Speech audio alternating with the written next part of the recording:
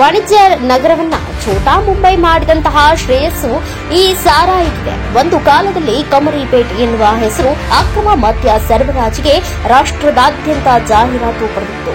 ಅದನ್ನ ಪೊಲೀಸ್ ಇಲಾಖೆ ಹಾಗೂ ಅಬಕಾರಿ ಇಲಾಖೆಗಳು ಆ ಕಾಲದಲ್ಲಿ ಮಟ್ಟ ಹಾಕಿ ಕಮರಿಪೇಟ್ ಬಡಾವಣೆಗೆ ತಗಲಿದಂತಹ ಕೆಟ್ಟ ಹೆಸರನ್ನ ತೆಗೆದುಹಾಕಿದ್ರು. ಆದ್ರೆ ಈಗ ಕಾಲ ಬದಲಾಗಿದೆ. ವಾಣಿಜ್ಯ ನಗರಿ ಅಂತ ನಾವು ಬೇರೆ ಎಲ್ಲೇ ವಿಷಯಕ್ಕೂ ಅನ್ವಯಿಸಬಹುದು. ಆದ್ರೆ ಈ ಮಧ್ಯ ದಂಧೆಗೆ ಹುಬ್ಬಳ್ಳಿಯನ್ನ ಛೋಟಾ ಮುಂಬೈ ಎಂದೇ ಕಳಂಕ ತೆಗೆಯಲಾಗಿದೆ. ಇದಕ್ಕೆಲ್ಲ ಅಬಕಾರಿ ಇಲಾಖೆಯೇ ಹೊಣೆ.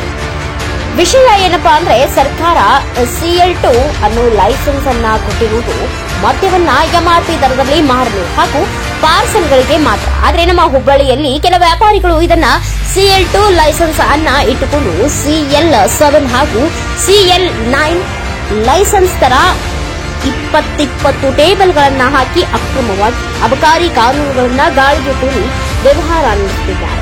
ಈ ವಿಷಯವನ್ನ ನಾವು ಎಷ್ಟೋ ಬಾರಿ ಅಬಕಾರಿ ಅಧಿಕಾರಿಗಳ ಗಮನಕ್ಕೆ ತಂದರೂ ಏನೂ ಪ್ರಯೋಜನ ಆಗಿಲ್ಲ.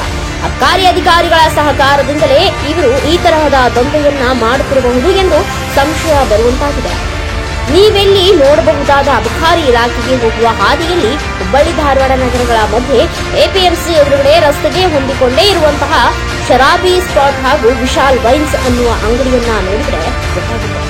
ಹಾಗೂ ಗೋಕುಲ್ ರೋಡ್ನಲ್ಲಿ ಕೋಡೆ ಬಿರಿಯಾನಿ ಹೌಸ್, RN ಶೆಟ್ಟಿ ರೋಡ್ನಲ್ಲಿರುವ ತೇಜ್ ಲಿಕ್ಕರ್, ಹೀಗೆ ಅನೇಕ ಅಂಗಡಿಗಳಲ್ಲಿ ಇವರಿಗೆ ಯಾವುದೇ ಅಬಕಾರಿಗಳ ಕಾನೂನುಗಳ ಅನ್ವಯವಾಗುವುದಿಲ್ಲವೇನೋ ಅನ್ನಿಸುತ್ತದೆ.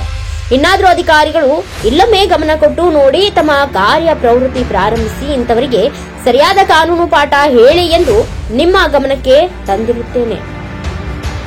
ಬ್ಯೂರೋ ರಿಪೋರ್ಟ್ ಗುರುರಾಜ ಹಂಚಾಟೆ, ಭಾರತ ವೈಭವ news, Hubballi. Thanks for watching. Read, discuss and debate with editor Dr. Yan Prashant Rao. Wanted reporters in print, digital and visual media for Bharat Vaibhav Daily Newspaper, BV News 5 Channel and BV Fast Web News from all the talukas of Karnataka, Goa and Maharashtra. If interested, send your resume to 9019229369.